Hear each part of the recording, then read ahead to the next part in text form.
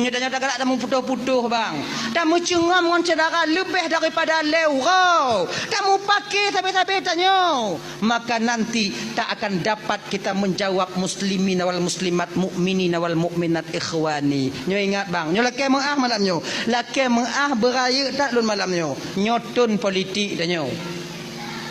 Berapa banyak dari kita yang hancur tali persaudaraan karena tonton politik lagi nyo. Tanya jino lagi nyo bang Udip. Pilihan boleh berbeza, yang mau pakai pu pasai. Pilihan beda-beda you nama masalah. Kamu pedit. Lun 6 boleh bang kah? 6 boy 2 kah? 6 boy perut. Ibang lun golom na. Jadi you kopi ni. Maman na yo. Bet tak pubruk tiga tak perget tinyo, tak perget tiga tak pubruk tinyo. Dan tanyo yang bang, jangan bangga kita dengan orang yang membangga-banggakan kita. Nyo ingat bang, kaji ke pengalaman bagi tanyo bang. Orang tanyo umpama haji, apapun bentuk yang tak bong pamaji nyo je na urang pe tanyo dipuja-puja tanyo. Jangan terlalu bangga bang. Ingat, orang yang pertama melecehkan dan merendahkan kita sehingga waktu yang terpilih adalah orang yang membanggakan kita sebelumnya. Udah berarti kongsi 50 tahun juga pengalaman bang.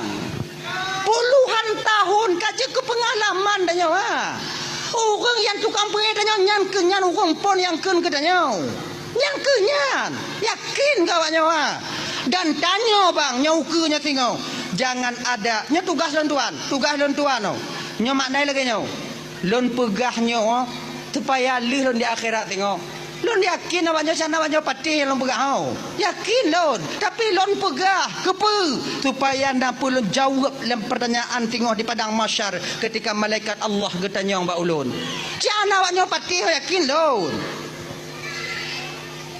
dak jeut pemilihan ukunya tengok jangan ada risuah bekna togok semoga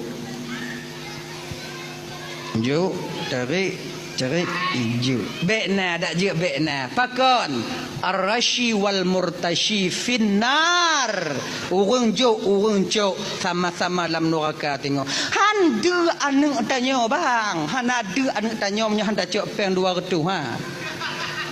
hana mati cekang wa inong tanya nya hana cok peng 200 pilih lagi nado tanya genya ni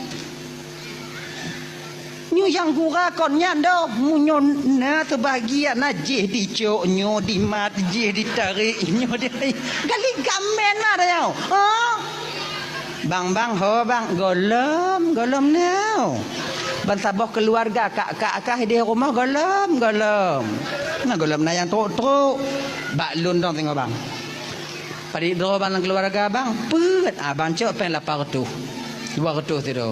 Alhamdulillah insya-Allah hentik bang won hentik bang pengah mak akak hentik bakah nyutop. Get bang.